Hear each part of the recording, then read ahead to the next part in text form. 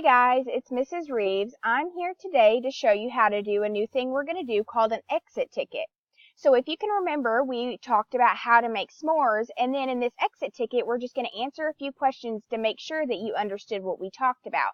This is like your ticket out of class. So once you get that done, you were able to leave at the end of the day. So first, I put the video on here in case you forgot any of the information so you can refer back to it. So first we're going to type in our name so I know who is submitting the ticket. And then the next question is, what is your favorite chocolate for s'mores?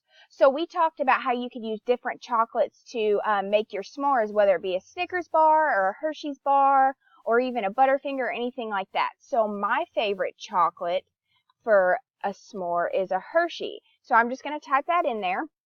And then the next question is, true or false? An adult should be present when making your s'mores. So we know that's true from what we learned in our video about s'mores. So next we're going to list 3 important ingredients for s'mores.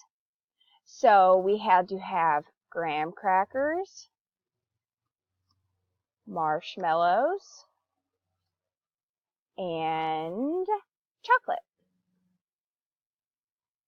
So you need to make sure that you answer these questions thoroughly as well.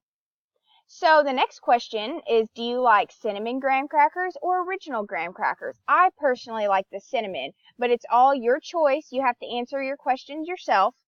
And then, do you like your marshmallows white, crispy, or burnt? I like mine crispy, but just make sure to be yourself and to answer the questions as well as you know how to. And then all you're going to do is submit the exit form.